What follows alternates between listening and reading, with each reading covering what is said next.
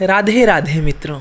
श्री लाली जी, इनका स्वभाव बहुत सरल था और साधु सेवा में इनकी बहुत प्रीति थी महाराज। एक बार लाली जी के पुत्र की मृत्यु हो जाती है तो भगवान उनकी परीक्षा लेने के लिए एक संत का वेश धरकर वहां पधारते हैं महाराज। संत को आया देखकर वो तो अत्यंत प्रसन्न हो गई और पुत्र मृत्यु के दुख की उसे विस्मृति हो गई महाराज। उन्होंने तो झट से पुत्र का शव छुपा दिया और संत सेवा में उपस्थित हो गई महाराज। संत को आसन पर बैठाकर लाली जी ने पूछा कि आप रसोई अपने हाथ से स्वयं बनावेंगे या ठाकुर जी का प्रसाद पाना पसंद करेंगे। ठाकुर जी बोले, हम तो तुम्हारे हाथ से बना पकवान ही पाएंगे महाराज। श्री लाली जी भोजन बनाने लगी। इतनी ही देर में भगवान तो उनके पति देव का रूप धरकर वहां पर आते हैं और उसको फटकारने लगते हैं। यह क्या, घर में लड़का मरा पड़ा है और तू यहाँ पर पकवान बना रही है?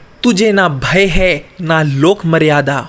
श्री लाली जी ने नम्रता पूर्वक बोला कि लड़के का संस्कार तो बाद में भी हो जाएगा, लेकिन यदि संत चले गए तो इनका फिर आना नहीं होगा। यह सुनकर संत रूपी भगवान ने कहा, क्या तुम्हारे पुत्र की मृत्यु हो गई है? कहाँ है वो? मेरे पास एक जड़ी है, उससे मृत भी जीवित हो जाता है महाराज। लाली जी ने तो झट से अपने पुत्र का शव लाकर दिखाया और प्रभु ने उसे झट से जीवित कर दिया महाराज और बोले, अब मैं स्नान करने जा रहा हूँ, बाद में प्रसाद लूंगा। ऐसा कहकर वो चले गए और वापस लौट कर आए ही नहीं। बाद में जब पति लौटे तब सारा रहस्य खुला महाराज कि भगवान ने किस प्रकार से दर्शन दिए और पुत्र को जीवित कर दिया महाराज। बोलिए मेरे संग प्यार से राधे राधे।